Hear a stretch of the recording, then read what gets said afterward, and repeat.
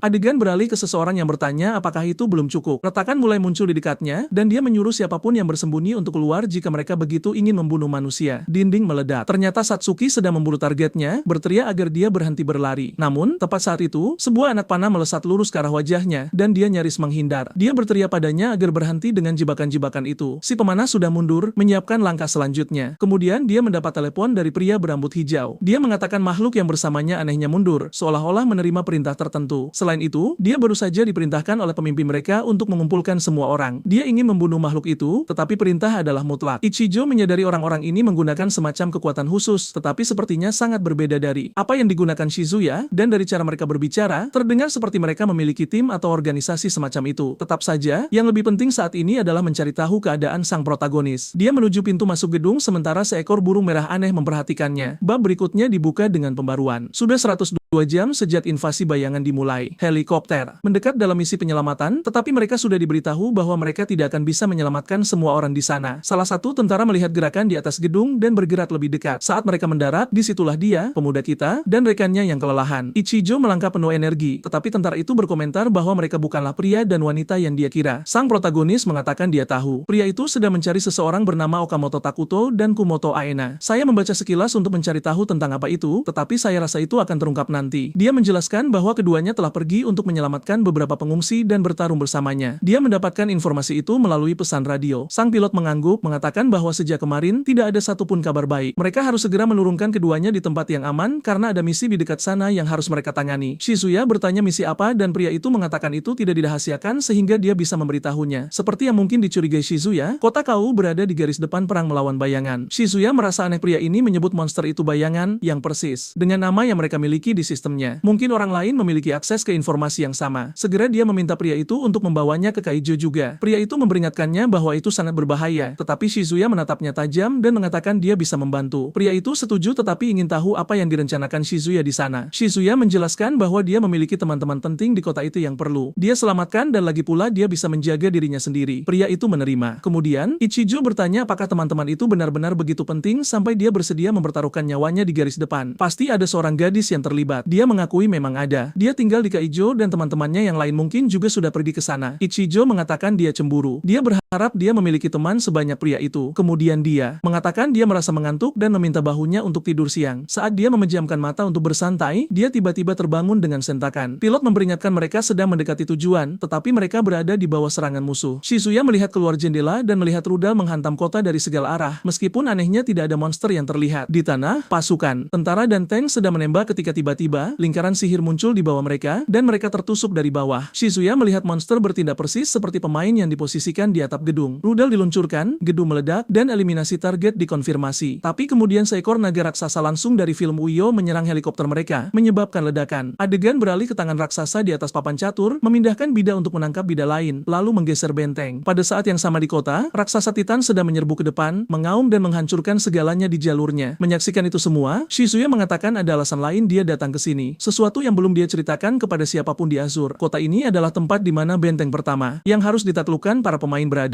Pertempuran utama akan terjadi di menara besar. Helikopter itu hancur berkeping-keping, tetapi seorang tentara berteriak agar mereka tidak meremehkan manusia. Mereka memiliki persenjataan berat. Dia menembak, tetapi meleset di setiap tembakan, mengeluh bahwa radar penargetan tidak berfungsi. Shizuya memberitahunya bahwa musuh pasti memiliki semacam penghalang. Mereka harus membidik secara manual. Sayangnya, meskipun senjata manusia sangat kuat, semuanya bergantung pada teknologi, sehingga gangguan apapun membuat senjata tersebut tidak berguna. Dia memanggil Ichijo, mengatakan tidak ada waktu untuk menjelaskan, dan menyuruhnya bersiul. Saya tidak yakin apakah itu terjemahan yang tepat atau teksnya meleset, tetapi begitu dia mengatakan dia mengerti, dia didorong keluar dari helikopter. Shizuya melihat ke samping dan melihat naga itu menerjang untuk menggigit. Dia mengeluarkan pisaunya dan menyerbu langsung ke mulutnya. Entah bagaimana, dia berbalik ke arah pilot yang ketakutan dan berteriak padanya untuk keluar dari sana. Kemudian dia mengaktifkan skill bendera keberanian lagi, dan kali ini melakukan segalanya, bahkan membiarkannya terbang. Pertempuran di langit berubah menjadi bentrokan penuh antara naga dan rudal sampai Shizuya datang dan meledakkan satu tepat di punggungnya dengan sambaran petir. Dia tahu akan sulit untuk membalikan keadaan pertempuran sendirian, tetapi dia harus sampai ke tanah. Ya, itu tidak terjadi. Ekor naga menghantamnya di udara, dan sekarang 4 atau 5 naga lagi mendekat. Sebelum dia menyadarinya, dia digigit dari semua sisi. Bajingan itu diambang pingsan. Untungnya, dia berhasil mendaratkan pukulan dan melepaskan diri. Entah dari mana, Ichijo meraih lengannya dari atas naga. Dia menuntut untuk mengetahui apa yang dia lakukan di sana. Dia berkata jelas dia datang untuk menyelamatkannya. Sama seperti yang dia klaim sebelumnya, saat dia bersiul, makhluk-makhluk ini tampaknya membantunya. Sejujurnya, ketika dia mengatakan kemampuannya lebih baik daripada miliknya, dia meragukannya. Tapi dia harus mengakui itu sangat kuat. Namun, dia menjelaskan bahwa masalahnya adalah makhluk ini tidak melihatnya sebagai sekutu. Sang protagonis tahu dia tidak akan mati karena dalam game, Griffin dan naga memiliki skill bernama ikatan kebijaksanaan. Saat seorang pemain jatuh, mereka selalu bergegas masuk untuk mencoba menangkapnya. Masalahnya adalah naga khusus ini tampak sengaja melemparkan dirinya ke arah gedung, mungkin untuk menjatuhkan Shizuya bersamanya. Dia segera menghunus pedangnya, siap menghadapinya, tetapi Ichijo menyuruhnya menunggu. Dia berbicara kepada naga itu, menyuruhnya untuk tidak takut. Orang di punggungnya telah menyelamatkan hidupnya, dan dia tidak akan menyakiti mereka. Menyaksikan ini, Shizuya teringat bahwa di dalam game, monster tidak lebih dari sumber XP dan jarahan. Tidak ada yang terpikir untuk berinteraksi dengan mereka, tetapi ada beberapa pemain tidak biasa seperti Ichijo. Faktanya, jika dia benar-benar memikirkannya, dia mungkin bahkan lebih langka daripada dirinya. Akhirnya, naga itu terbang di atas danau, membalikkan badannya, dan keduanya jatuh ke air. Mereka berterima kasih sebentar sebelum naga itu terbang ke kejauhan. Kedua orang bodoh itu, basah kuyup sampai ke tulang, keluar dari air, dan segera membuat api unggun tepat di tengah jalan. Kenapa tidak di dalam gedung? Mungkin mereka ingin mati. Bodoh. Shizuya menjelaskan bahwa bayangan telah maju terlalu jauh. Distrik Koto sudah diduduki sepenuhnya. Dia bertanya di mana teman-temannya, dan ketika dia berdiri, dia langsung menyadari mereka pasti berada di distrik itu dan menyuruhnya untuk tidak pergi. Itu bunuh diri. Dia menjawab bahwa justru karena berbahaya itulah dia tidak bisa meninggalkan teman-temannya. Ketika dia mengatakan dia tidak pernah mendengarkan, dia memberitahunya bahwa dia tidak akan ikut kali ini. Tentu saja, dia langsung mengatakan dia akan ikut. Bayangan tidak menyerangnya, jadi dia sempurna untuk mengintai area tersebut. Dia bersikeras itu gila. Kekuatannya bisa gagal kapan saja. Dia menyuruhnya berhenti, membuat alasan. Dia tahu ini adalah rencana yang lebih baik. Dia menyuruhnya menyerahkan foto teman-temannya. Meskipun Shizuya tidak ingin mengakuinya, dia benar. Dia menjelaskan bahwa terakhir kali dia melihat mereka sekitar 2 tahun lalu, menunjukkan foto grup yang sedang berpose untuk kamera. Di sudut, seorang gadis duduk di kursi yang elegan, jelas dari keluarga kaya. Ichijo menunjukkan. Itu adalah Hayen Hitomi, gadis peri yang memudar sejak awal. Ichijo menyuruhnya untuk tidak khawatir. Dia akan menemukannya. Dia mengambil ponselnya, menyuruhnya pindah, dan mengeluarkan siulan. Naga itu menukik turun. turun. Dia naik dan terbang pergi. Sejujurnya, rencananya jauh lebih baik daripada miliknya. Menyerbu langsung akan menjadi bunuh diri. Bab berikutnya, langit cerah, tetapi di jalanan, ksatria sedang maju menuju pasukan yang membongkar semua yang dimilikinya. Seorang komandan memerintahkan semua orang untuk berkumpul kembali di taman agar mereka bisa mengerahkan bom. Penembak jitu berbaris membidik penyihir musuh, tetapi pembuluh bayaran menyelinap dari belakang, siap menyerang tentara yang teralihkan perhatiannya. Saat itulah Shizuya tiba, menendang salah satu dari mereka, serangan balik demi serangan balik. Dia mengeluarkan pistolnya. 5, 6 tembakan, dan masalah selesai. Segera, dia menuntut untuk mengetahui di mana pos komando dan bagaimana situasinya. Pria itu memberikan informasi dan tahukah Anda, seperti dalam game, benteng utama tentara berada di tempat yang bersih sama yang seharusnya Anda hancurkan di markas musuh. Segera, dia berlari karena secara teori, disitulah pusat kekuatan umat manusia seharusnya berada, dan disitulah dia akan melihat orang-orang yang mampu menghadapi makhluk-makhluk ini. Untuk saat ini, tentu saja, dia menyimpan kartu asnya karena dia tidak tahu bagaimana reaksi mereka terhadap seseorang seperti dirinya. Dia mencapai kereta bawah tanah, yang secara teori seharusnya masih bisa beroperasi karena monster belum sampai di sana. Namun, saat dia melewati laser, sekumpulan senapan mesin muncul, melepaskan tembakan tanpa ragu. Dia mengangkat perisainya, berhasil memblokir, mengeluarkan senapan mesinnya sendiri, dan menangani mereka. Tapi kemudian satu pasukan tentara muncul. Pemuda kita menyuruh mereka tenang. Dia hanya manusia biasa. Tentara itu menjelaskan bahwa ini adalah alarm khusus yang hanya memicu untuk makhluk. Jadi ada apa dengan lengannya? Sang protagonis bingung. Bagaimana mereka sudah memiliki cara untuk mengidentifikasi bayangan? Kekacauan ini baru dimulai beberapa hari yang lalu. Tapi dengan begitu banyak senjata yang diarahkan padanya, dia hanya mengatakan itu cerita panjang dan meyakinkan mereka bahwa dia manusia. Tentu saja, tentara itu tidak percaya. Kemudian dia mendengar sesuatu yang aneh dan ketika dia menoleh ke belakang, kavaleri sedang menyerbu masuk. Tentara mengambil kesempatan untuk menembak ke arahnya, mengenai ksatria yang datang sebagai bonus sementara dia menyelinap pergi, melihat sosok licik yang melarikan diri. Sepertinya yang satu itu berencana menggunakan kereta bawah tanah karena suatu alasan. Tepat pada saat itu, kereta sedang lewat. Dia melompat turun, mendarat di atas, dan menaikinya di sepanjang rel. Pada layar alarm tentara, sejumlah besar makhluk mendekat. Dan yang terburuk karena suatu alasan, bajingan-bajingan itu menunggunya di stasiun berikutnya, sudah mengerahkan senjata laser ke arahnya. Sekali lagi, dia harus mengangkat perisainya untuk menahan tembakan. Sekarang, bukan hanya monster yang menyerangnya, manusia juga melakukannya. Hidup tidak benar-benar mudah bagi pria itu. Dia bersembunyi di balik pilar, berpikir akan sulit untuk keluar dari ini tanpa menyakiti seseorang. Kemudian, tiba-tiba, seseorang bertepuk tangan dan memerintahkan gencatan senjata. Semua tentara segera patuh, dan sang protagonis tetap waspada. Seorang pria berjalan turun, mengatakan dia telah memeriksanya, dan itu jelas hanya kerusakan pada sistem alarm. Dia yakin orang ini bukan bayangan, melainkan sekutu. Ketika sang protagonis melihat pria ini, dia bertanya-tanya, mungkinkah dia? Siapa dia? Kita belum tahu, tapi memang dia. Bab berikutnya dibuka dengan mengatakan, sudah 144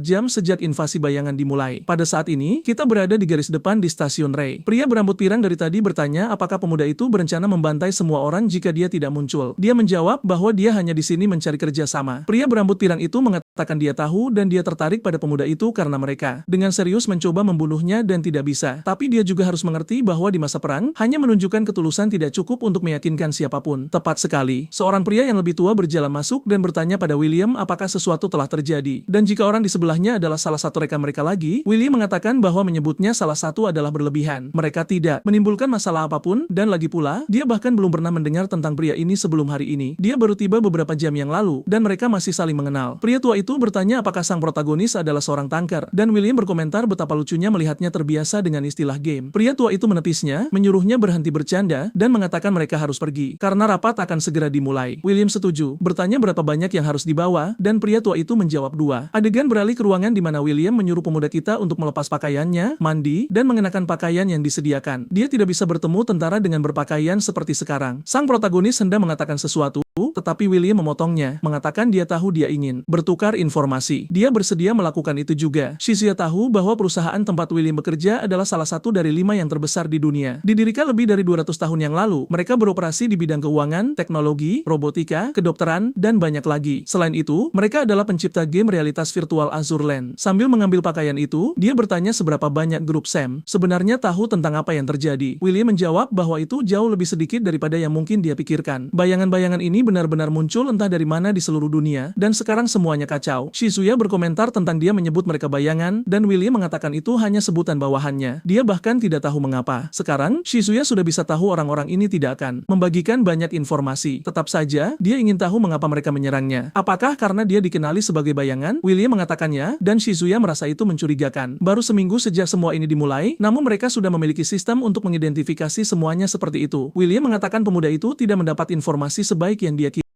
Game yang sebenarnya dimulai 5 hari yang lalu, tetapi beta test dimulai lebih dari 2 minggu sebelumnya. Dari titik-titik tertentu di peta, fenomena ini mulai terjadi dan setiap organisasi besar di dunia mulai berbagi informasi. Shizuya merasa aneh. Bagaimana itu mungkin? Dan bagaimana tidak ada seorang pun dari publik yang tahu? William menjelaskan bahwa mereka mengendalikan semua informasi sebanyak mungkin. Jika orang tahu segalanya, itu akan menyebabkan kekacauan yang bahkan lebih besar. Itu hanya membuat Shizuya semakin bingung. Pertama, tampaknya militer tidak mempercayai William. Kedua, William tidak berbagi banyak informasi. Ketiga, tampaknya dia sudah tahu tentang bayangan dan menyembunyikan sesuatu. Shizuya mengatakan dia bisa mencegah kekacauan dan kematian dengan memberitahu orang-orang sebelumnya. William setuju dan mengatakan tidak banyak yang bisa ditambahkan. Mereka baru menemukan ini baru-baru ini juga. Hanya ada 2 minggu antara kemunculan pertama dan dimulainya serangan skala penuh. Mereka pikir mereka punya lebih banyak waktu. Sang protagonis kemudian membuka pintu dan bertanya apakah mereka benar-benar akan mendaftarkannya sebagai Alkeper. Itu adalah kelompok yang dibentuk militer, individu-individu kuat yang bisa berdiri melawan bayangan. Tentu saja, jika dia tidak tertarik, tidak ada yang memaksanya untuk bergabung. Sekarang gilirannya untuk memberikan detail, tetapi dia juga tidak banyak berbagi. Hanya mengatakan dia tidak tahu banyak selain fakta bahwa dia terhubung ke Azure Land. Dia juga mengatakan lengan yang dia miliki ini tampaknya merupakan hasil dari kontak dengan inti monster. Dalam game itu disebut sinyal. William mengatakan itu nama yang sempurna dan segera meraih lengannya, mengatakan teknologi itu terlihat sangat berbeda. Dia ingin mempelajarinya. Pria ini jelas aneh. Untungnya, sebuah pemberitahuan muncul pada saat itu dan William mengatakan dia harus pergi. Tetapi dia memberingatkan sang protagonis bahwa mereka masih perlu berbicara lebih banyak. Pria ini sangat terkenal baik di barat maupun timur. Perusahaannya pada dasarnya menjalankan setengah dunia. Seorang jenius yang memperoleh kekuatan luar biasa di usia muda dan pencipta Azure Land. Dan Shizuya tahu bahwa sudah sangat jelas bahwa orang di balik pengembangan game itu pasti memiliki informasi jauh lebih banyak daripada yang dia ungkapkan. Tidak sedetik pun dia boleh lengah. Bab berikutnya menjelaskan bahwa invasi telah dimulai di seluruh dunia, tetapi fokus utama bayangan adalah menyerang wilayah Hazi. Semua serangan di area lain sebenarnya hanya dimaksudkan untuk menyebarkan pasukan yang seharusnya dikumpulkan di sana. Dan rencana monster-monster ini adalah menyerang dengan kekuatan penuh, jelas ketika musuh-musuh mereka dalam kondisi paling lemah. Untuk saat ini, mereka menempatkan beberapa penembak jitu di bagian tertinggi kota dan di sepanjang penyeberangan sungai yang berhasil menghentikan invasi tersebut. Dengan begitu, mereka telah menahan sebagian besar garis depan dan hanya karena itulah invasi pertama ke Hazi gagal. Sekarang, mereka memperkuat pertahanan mereka, mengumpulkan lebih banyak pasukan, dan mengawasi pergerakan bayangan. Manual ini sudah membuat saya merasakan campuran cinta dan benci. Idenya sangat bagus, tetapi terkadang eksekusinya tidak sempurna. Tetap saja, idenya sendiri solid. Pada titik itu, Willy mengangkat tangannya dan mengatakan dia ingin mengatakan sesuatu. Itu bukan sesuatu yang terlalu serius, tetapi dia penasaran tentang sesuatu. Bisakah siapapun di sana benar-benar menghidupkan kembali seseorang? Semua orang terkejut dan dia berkata, tentu saja tidak, tetapi bayangan bisa. Mereka telah melakukan analisis dan mengungkapkan 2 hal penting tentang mereka. Pertama adalah baju besi yang menutupi tubuh mereka. Serangan biasa tidak bisa menghancurkannya. Dan yang lebih buruk, menghancurkan baju besi itu tidak berarti mengalahkan bayangan, karena di baliknya masih ada sirkuit energi yang sebenarnya adalah inti sejati mereka. Menurut pria di sebelahnya, itu dikenal sebagai sinyal. Menggunakan properti sinyal, mereka dapat menyerap materi dan memperbaiki baju besi. Dengan kata lain, bahkan jika baju besi hancur total, jika sinyalnya utuh, mereka bisa membangun kembali diri mereka dengan baik. Apa ini? Pria berambut ungu itu ikut campur, mengatakan dia menyukai informasinya, tetapi menunjukkan bahwa mereka di sini untuk membahas strategi melawan bayangan, bukan penelitian. Dan dia jelas sedikit bodoh, karena ini adalah informasi penting. Sang protagonis berbalik dan mengatakan apa yang dijelaskan pria berambut pirang itu adalah bahwa bayangan tidak bisa diklasifikasikan pada level yang sama dengan manusia. Tidak ada strategi pembunuhan yang berhasil pada manusia yang akan berhasil dengan cara yang sama pada bayangan. Saya bertanya-tanya, apakah mereka akan menemukan semacam strategi penangkapan dan hanya menahan mereka? Mempertimbangkan makhluk-makhluk ini bisa bangkit kembali, itu seperti IQ 200. Meskipun, tunggu, mereka harus memenjarakan mereka tanpa membiarkan mereka membunuh diri mereka sendiri. Oke, saya terlalu teralihkan di sini. Biarkan saya fokus pada ceritanya lagi. Pria tua itu mengatakan itu benar. Bahkan jika mereka kalah jumlah 1000-1, jika makhluk-makhluk itu bisa bangkit kembali, mereka pada akhirnya akan kalah. Pria berambut pirang itu mengatakan mereka harus memanfaatkan kecepatan mereka dan fakta bahwa mereka masih memiliki banyak tentara. Semakin lama ini berlangsung, semakin buruk jadinya. Mereka akan terus kehilangan jumlah sementara monster terus berada di atas angin. Menyaksikan semua ini, sang protagonis berpikir bahwa jika apa yang dikatakan pria pirang itu masuk akal, maka memang itulah yang perlu dilakukan. Tapi dia juga merasa ada motif lain di balik semua ini. Paling tidak, melihat strateginya, dia menyadari rencana makhluk itu persis sama dengan rencana yang mereka gunakan untuk menyerbu menara dalam game. Detail pentingnya adalah dalam game untuk benar-benar menyelesaikan Dungeon, tentu saja Anda harus membunuh bosnya. Dan saat itu, dia adalah orang pertama yang mengalahkannya dalam waktu rekor. Jika itu masalahnya, maka langkah bayangan selanjutnya. Pada saat itu, dia sepertinya memikirkan sesuatu. Sementara itu, William mengatakan bahwa sekarang mereka perlu mengambil inisiatif dan melenyapkan titik respawn bayangan untuk mengusir mereka dari tanah, tetapi dia mengenakan senyum kecil yang licik itu. Sang protagonis kemudian menunjuk ke arah gedung dan bertanya tempat apa itu. Gadis tentara berambut ungu mengatakan itu markas perusahaan bernama Riten. Ada apa dengan itu? Segera, ini menarik perhatian sang protagonis dan dia bertanya-tanya apakah ini hanya kebetulan. Gedung Ritzel itu berada di tempat yang sama dengan lokasi menara melankoli di dalam game. Mengingat hal itu, mungkin presiden perusahaan ini sebenarnya adalah bos dari tempat tersebut. Di dalam game, secara teori, bosnya adalah iblis petir. Tanpa membuang waktu, sang protagonis bertanya tentang kondisi pertahanan mereka di sana dan apakah ada aktivitas mencurigakan. Namun anehnya, si pria berambut pirang mencengkeramnya, mendorongnya ke dinding, dan menyuruhnya untuk diam sebentar. Wah, itu sama sekali tidak mencurigakan, bukan? Saat dia masih ditekan ke dinding, pria tua itu berkata dia mengerti bahwa mereka ingin mengambil inisiatif. Rencananya sudah diputuskan dan itulah akhir dari pertemuan hari ini. Hah, semua orang sudah pergi. Sial, protagonis kita hampir saja mempertanyakannya. Kemudian di lorong, si pirang berkata, bodoh, kenapa kau tidak bilang di sana tadi kalau kita perlu melindungi benda itu? William mendesah dan berkata, kau seharusnya menjelaskan lebih dulu. Pertama-tama, hubungan antara game dan realitas bahkan belum diakui secara resmi. Bahkan jika mereka memberitahu orang-orang militer tentang hal itu, tidak ada yang akan menganggapnya cukup serius untuk mengerahkan semua pasukan hanya karena mereka berdua. Lalu dia mengatakan sesuatu yang tidak masuk akal tentang bagaimana memberikan 99%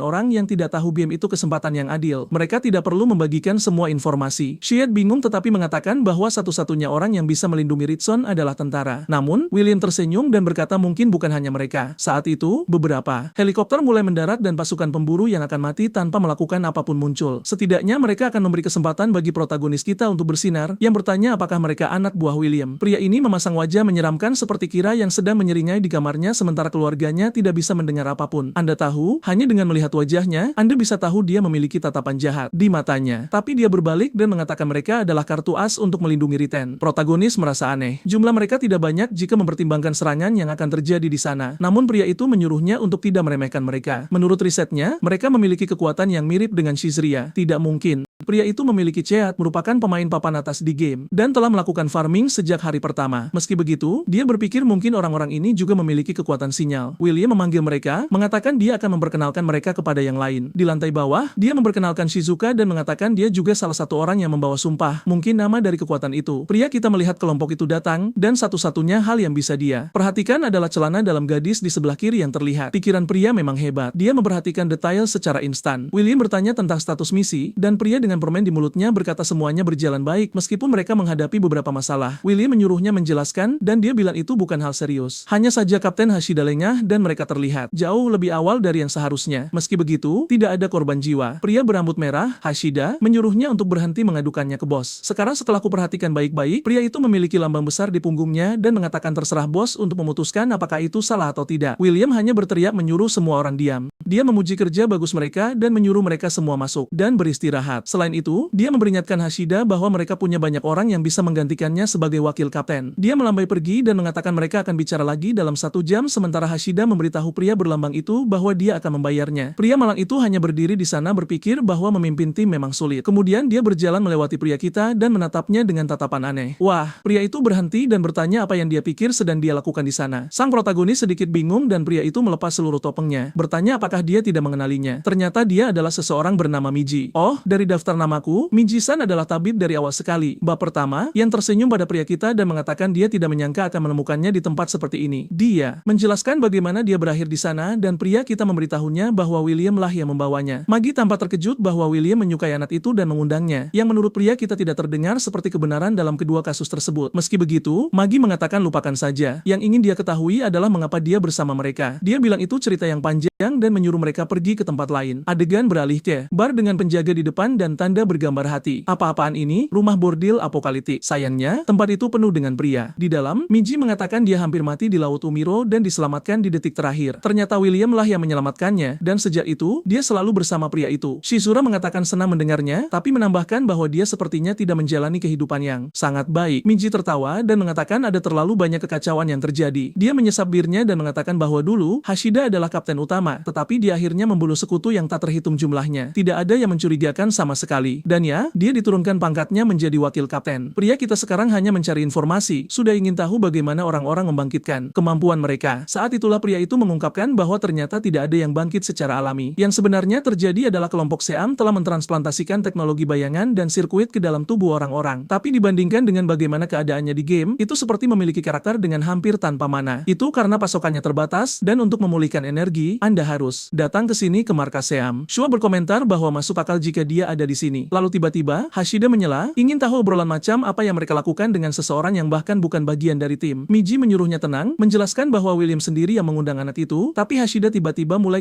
kehilangan kendali, mengatakan dia mengkhianati bos. Dan, mengkhianatinya bagaimana? Dengan berbicara di belakangnya, dan sekarang dia akan memberitahu segalanya. Dia maju tepat di depan wajah pria kita, memperingatkannya untuk tidak berpikir untuk mencuri posisi wakil kaptennya. Saat itu juga, Miji menampar kepalanya sendiri dan bertanya apakah si idiot itu akan menentang perintah bos lagi. Sementara itu, seseorang masuk ke bar, dan wanita cantik yang kita perhatikan sebelumnya, berdiri di pintu masuk, hanya menonton. Dia bertanya padanya di mana semua orang, dan wanita itu menunjuk ke sisi tempat kekacauan sedang terjadi. Hashida menyebut Magi tidak lebih dari tabib kotor, mengatakan dia seharusnya menjadi pemimpin karena dia adalah DPS Mage yang luar biasa. Tiba-tiba, dia melepaskan diri dari cengkeraman mereka dan merapalkan bola api ke atas, mengatakan dia akan menunjukkan kekuatan relik suci. Miji sudah bergerak untuk menangkap pria M1 besar itu, sementara sang protagonis bertanya-tanya bagaimana orang gila seperti ini bisa bertahan selama ini. William turun tangan, menyuruh semua orang untuk berhenti, dan Hashida membatalkan bola api itu. William segera bertanya apakah dia tahu apa yang dia lakukan. Menggunakan kemampuan di dalam markas militer adalah alasan untuk pengasingan dan pengusiran. Tapi Hashida yang aneh, itu bersikeras bahwa anak yang dibawa William hanya berkeliaran di sini dan memata-matai di dalam bar. William hanya berkata, dia tidak akan mengulanginya. Anak laki-laki itu adalah temannya. Dia menyuruhnya untuk tidak pernah meragukan anak itu lagi, dan si bodoh itu mulai gemetar. Tetap saja, aku tidak mempercayai pirang licik itu sedetik pun. Hashida meminta maaf kepada anak itu, dan Magi mengatakan untung saja protagonis tidak sempat meninju pria itu. Shizeri, bagaimanapun, bertanya apakah Magi tidak merasa aneh. Dia belum pernah bertemu pria itu sebelumnya. Jadi mengapa dia begitu memusuhi? Magi hanya mengatakan itu perilaku manusia yang normal. Seseorang yang kurang percaya diri, terguncang karena kehilangan otoritas yang pernah dia miliki. Tapi dia menambahkan bahwa misi berikutnya akan segera tiba dan mereka tidak bisa membiarkan orang itu mengacaukan tim. William, bagaimanapun, meminta mereka untuk bersabar. Pria itu baru dan pemarah, tapi yang dia butuhkan hanyalah sedikit bantuan lagi. Dia sekutu yang berharga, jadi mereka tidak bisa begitu saja membuangnya. Pria kita setuju dengan enggan, dan William meletakkan tangan di bahunya, menyuruhnya untuk bersiap juga, karena mereka akan membutuhkannya untuk misi berikutnya. Miji merayakan, mengatakan memiliki protagonis di sisinya akan membuatnya jauh lebih tenang. Sang protagonis kemudian bertanya apa misi berikutnya, dan Magi menjelaskan bahwa mereka akan melindungi seorang eksekutif Ridzen tertentu. Dia juga menyebutkan bahwa dia tahu markas besar perusahaan ini terletak tepat di tempat menara melankoli berada di game. Secara teori, jika mereka berhasil, mereka akan dapat menekan sebagian besar bayangan. Tapi seperti di dalam game, pasti akan ada penyergapan. Selain itu, kali ini sepertinya bos itu sendiri akan bergabung dalam serangan. Orang-orang tentara mengatakan bahwa semua orang bersiap-siap, dan gadis berkacamata berkomentar bahwa itu aneh. William sepertinya mengumpulkan semua orang yang memiliki kemampuan. Pria tua itu yakin mereka mencoba melakukan semacam tipu muslihat di balik layar. Dia bertanya apa rencananya, dan dia menjelaskan bahwa komandan mengatakan mereka hanya boleh menggunakan kekuatan mereka sebagai tindakan pencegahan. Mereka tidak seharusnya pergi menyerang hanya untuk mengusir monster. Selain itu, dia juga meminta mereka untuk mengawasi pergerakan kelompok Syam. Jadi pada dasarnya, kemanusiaan terbagi antara tentara dan kelompok si pirang. Dan kemudian ada pria kita yang tidak benar-benar setuju dengan kedua belah pihak. Berjalan melalui bagian kota yang hancur, mereka tahu ini adalah wilayah bayangan sekarang, jadi mereka bisa diserang kapan saja. Mereka berjalan melalui kereta bawah tanah, mencoba untuk tidak terdeteksi sementara William memimpin jalan. Si aneh Hashida masih mencoba mencari tahu apa yang dilakukan protagonis di sana. Apakah dia jatuh cinta atau sesuatu? Hei, lihat ke kiri. Jatuh cintalah pada dia saja dan berhenti mengganggu pria kita. Ninja berkaki tebal itu mengatakan anak itu sepertinya berteman dengan kapten, jadi yang terbaik adalah tidak terlalu mengganggunya. Hashida mengatakan bahwa jika dia tidak berteman dengan kapten, dia pasti sudah menghajar anak itu. Kemudian pria yang tampak seperti pelayan di sebelah William bertanya apakah dia harus meninju wajah Hashida, yang dijawab William, jangan untuk saat ini. Mereka punya hal yang lebih penting untuk diurus. Sang protagonis menyadari ekspresi Miji berubah dan bertanya, apa yang terjadi? Miji berkata, bukan apa-apa, tapi ya, itu tadi mencurigakan. Beberapa saat kemudian, mereka berhenti dan William mengatakan mereka sudah tiba di gedung Ridzen. Mulai dari sini, pertempuran melawan bayangan dimulai. Semua orang harus bersiap untuk bertempur, tapi jangan lupa bahwa tujuannya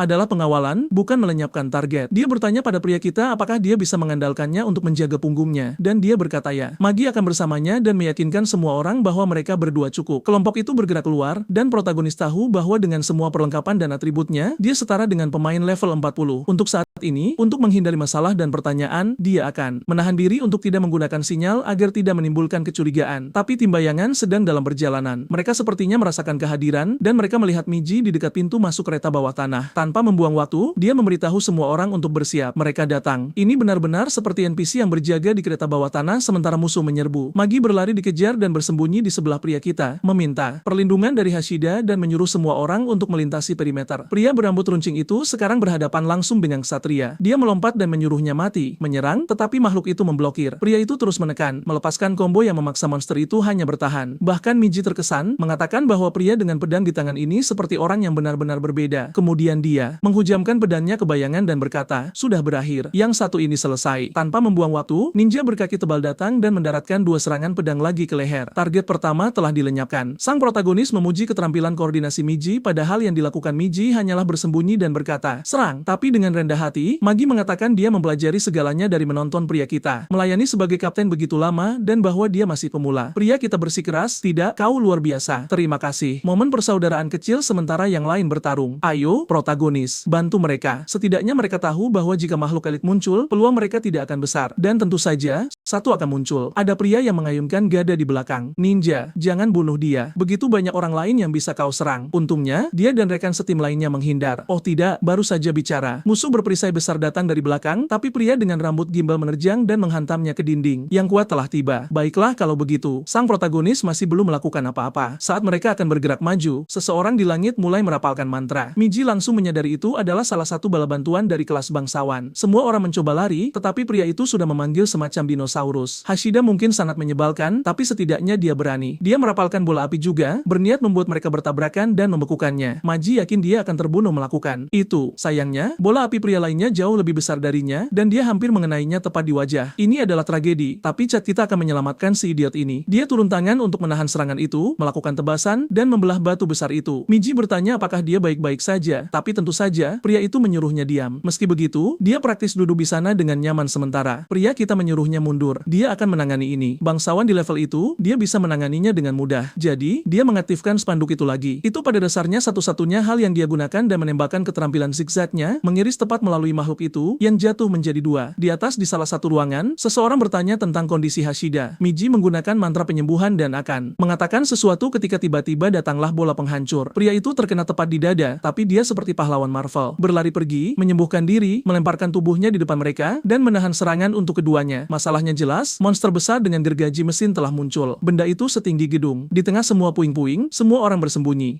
Ini adalah salah satu golem laut tipe yang sama dengan yang dibunuh pria kita sebelumnya yang meledak. Tapi Miji menunjukkan bahwa seekor burung camar tidak akan menyerang seperti ini sendirian. Ini mungkin alat atau senjata yang dikendalikan orang lain. Sang protagonis setuju, mengatakan itu mungkin tipe bangsawan khusus yang disebut pengganggu. Itu salah satu kelas produksi dari game. Mereka tidak memiliki keterampilan bertempur, tetapi mereka bisa membuat golem raksasa, dan begitulah cara mereka bertarung. Masalahnya, benda-benda ini langka, terutama yang sekuat ini seperti yang diharapkan dari bayangan tingkat elit. William mengerti. Unit bayangan yang lebih kuat menyerang tempat ini. Dan saat itu juga, bola penghancur lain terbang ke arah semua orang, diikuti oleh ayunan gergaji mesin yang memaksa mereka semua menunduk. Shizuya mengatakan dia harus mundur karena medan di sini sangat buruk bagi mereka. Dia mengaktifkan posisi bertahan, mengangkat perisainya, dan benar-benar menahan serangan gergaji mesin tepat di dadanya. Miji memperingatkan bahwa dia tidak akan bisa bertahan lama, dan memberitahu semua orang bahwa dia menggunakan kesempatan itu untuk melarikan diri. Melihat semua orang pergi, pria kita tahu sudah waktunya untuk mengeluarkan semua kemampuan. Gergaji mesin datang untuk serangan lain, tapi kali ini dia hanya meluncur ke lantai di bawahnya. Monster itu mengayunkan bola-bola penghancur itu kemana-mana, tapi kemudian pria kita menembakkan anak panah yang hampir mengenai telinganya. Makhluk itu sepertinya tidak peduli, terus mengayunkan bola penghancur dan menyeret gergaji mesin di sepanjang gedung. Pria kita memanggil perisai kecil dan menggunakannya seperti papan. Di bawah sana, sisanya dari kelompok itu hanya berdiri seperti orang idiot, mengatakan mereka mungkin harus lari sekarang. Tapi dia bilang tidak mungkin benda ini akan membiarkan mereka pergi. Satu-satunya pilihan adalah menjatuhkannya di sini, dan saat ini juga, dia memanggil Miji untuk dukungan, mengatakan dia akan membutuhkan bantuannya. Setidaknya, William memerintahkan yang lain untuk membantu juga, dan tentu saja, bajingan Hashida itu marah, mengatakan anak itu tidak boleh memberikan perintah dukungan. Dia akan menunjukkan kepada mereka bagaimana caranya. Dia menyuruh semua orang untuk mundur dan meluncurkan mantra ledakan. Jelas saja, sang protagonis masih ada di sana dan akhirnya terpanggang. Miji bertanya apa yang dia lakukan, dan dia membuat alasan, mengatakan anak itu bergerak terlalu banyak sehingga dia tidak bisa membidik dengan benar. Kemudian dia mencengkeram kerahnya, mengatakan Shizuya adalah satu-satunya harapan mereka, dan dia merusak peluang mereka untuk menang. Sementara dia di belakang sana melemparkan mantra cerobohnya, pria itu di depan mempertaruhkan nyawa nyawanya. Aku masih tidak mengerti bagaimana pria ini belum mati. Jujur, bisakah kita bunuh saja dia? Dan gadis malang itu, dia punya latar belakang tragisnya sendiri hanya untuk terkena anak panah di dada dan mati. Sementara bajingan itu sudah menyebalkan selama 3 bab berturut-turut, Golem menyerbu ke depan, menginjak, dan sekali lagi, Shua menghindar, menyadari kekuatan destruktif di baliknya sangat gila. Saat itulah Miji melemparkan sedikit sepatu bot ke pria kita, buff kecepatan. Serangan lain datang, tapi kali ini Shufia tampak menghilang, muncul kembali di atas lengan bos. Pada saat yang sama, dia mengaktifkan fragmen buku sihirnya, menembakkan 3 bola api tepat ke wajahnya. Monster itu yang bersikap seolah tidak terjadi apa-apa hanya memutar lengannya di atas gergaji mesin untuk memukul dirinya sendiri dengan bola penghancur. Tapi Shizuya merasa dia sekarang berada pada jarak yang sempurna dan mengaktifkan serangan mana cepat yang akhirnya menembus bagian dalam helm. Benda itu tersandung, menghancurkan dinding, dan jatuh ke tanah. Tetap saja, protagonis tahu bahwa itu bukan titik lemah aslinya. Dia memanggil busur, menggunakan tembakan teknis, sebenarnya rentetannya, dan dengan itu, makhluk itu akhirnya tampak mati. Saat dia bertanya-tanya apakah dia semakin dekat untuk menjadi sekuat dirinya di dalam game, para idiot di sekitarnya gemetar, kagum bahwa dia mengalahkan monster itu sendirian. Sementara temannya memuji kerja bagusnya, pria kita jelas lebih tertarik pada jarahan. Dia mengaktifkan kemahatahuan dan kemahakuasaan untuk mencuri kemampuan monster itu sekali lagi. Yang lain memperingatkannya untuk berhati-hati, mengatakan bahwa melakukan kontak dengan kekuatan makhluk itu berbahaya. Tanpa membuang waktu, dia menyadari bahwa dia mungkin satu-satunya yang bisa memanipulasi elemen-elemen ini. Sisa kelompok itu tiba dan sepertinya semua orang berhasil keluar tanpa masalah. Beberapa saat kemudian, Magi menjelaskan bagaimana semuanya terjadi. Semuanya dimulai hari saat bayangan menyerbu. Kelompok William dengan cepat menyadari ada hubungan antara monster-monster ini dan game Azure Land. Hari itu juga, mereka meluncurkan proyek Prometheus untuk mempelajari bayangan. Sial, orang-orang ini bergerak cepat. Dengan kerja sama militer, mereka berhasil menangkap bayangan dan mentransplantasikan bagian-bagian dari mereka ke dalam tubuh orang. Serius, GPT bayangan mereka pasti bekerja lembur untuk memproses segalanya secepat ini. Tapi itu sangat cepat sehingga semua orang yang menerima transplantasi meninggal dalam waktu 24 jam. Segera setelah itu, mereka mencoba transplantasi ke makhluk yang lebih tangguh seperti paus dan kura-kura, dan itu sepertinya berhasil. Begitu sirkuit bekerja di kura-kura, Anda bisa mengambil versi yang berfungsi itu dan memasukkannya ke manusia. Masalahnya adalah dalam metode ini, sirkuitnya cacat dan memiliki kekuatan yang jauh lebih kecil. Protagonis kita menunjukkan hal yang jelas. Bahkan dengan pemberitahuan 2 minggu sebelumnya untuk bersiap, semua ini masih terjadi terlalu cepat. Miji setuju, tapi mengatakan dia tidak tahu apa-apa. Satu-satunya hal yang terjadi padanya adalah dia cukup beruntung menerima salah satu transplantasi yang berhasil, tapi dia tidak tahu apapun di luar itu. Dia bertanya tentang kekuatan pria kita, dan Shizuya mengatakan semua yang benar-benar bisa dia lakukan adalah menyerap barang-barang yang dijatuhkan. Jelas, dia tidak akan memberitahu bahkan temannya tentang kemahatahuan dan kemahakuasaan. Miji mengatakan dia jelas beruntung, seseorang yang benar-benar istimewa. Sejauh ini, dia belum bertemu orang lain yang bisa melengkapi sirkuit dengan cara yang sama seperti di game. Saat itulah pria kita mengungkapkan bahwa sama seperti di dalam game, ketika dia melengkapi item yang dulunya milik orang lain, dia diburu selama 7 hari. Mendengar itu, Magi bertanya apakah itu sebabnya dia bergabung dengan Seam dan Shizuya mengatakannya karena dia akan diburu. Lebih baik memiliki beberapa orang di sekitarnya dalam game. Secara teori, informasi tentang dunia sedang disembunyikan oleh perusahaan di dalam menara itu, dan karena mereka menyerang Ritsu sekarang, mereka mungkin memiliki informasi penting bagi umat manusia yang ingin mereka rahasiakan. Miji mengatakan jika demikian, lebih baik mereka kembali. Tapi Chisuya ingin tahu apakah dia benar-benar berpikir layak mempertaruhkan nyawanya untuk kelompok Seam. Miji tertawa, mengatakan dia terlalu dibesar-besarkan. Di dalam game, dia hanya menjadi terkenal karena pria kita. Di kenyataannya, dia hanya pria pekerja keras biasa. Tidak ada yang istimewa darinya. Fakta bahwa dia berhasil mendapatkan tempat ini di kelompok Seam sudah merupakan mimpi yang menjadi kenyataan baginya. Saat dia kembali ke kelompok, Hashide duduk di sana dan berkata, akhirnya, sampai itu bangun, tapi temannya segera menyuruh bajingan itu diam, mengatakan dia hanya menghalangi misi dan membawa rasa malu. Semua orang berdebat sampai William menyuruh mereka diam. Dia menjawab panggilan, sepertinya setuju dengan sesuatu, dan kemudian menyuruh mereka untuk santai. Operasinya berjalan sempurna. Mereka akan menyelesaikan pengorbanan sebelum mencapai sang tetua. Mengejutkan tidak ada siapapun. Pria ini jelas memiliki semacam hubungan dengan bayangan. Di atas gedung, sang protagonis mengamati kota dan berkata dia tidak melihat sesuatu yang mencurigakan. Sepertinya ada orang yang tinggal di sekitar sini, tetapi tidak ada yang mau menyalakan lampu dan menarik perhatian. William senang, mengatakan setidaknya sepertinya mereka tidak dalam bahaya. Saatnya bagi mereka untuk bergerak lebih dalam ke Ritson. Saat mereka mendekat, seorang wanita menonton dari jendela.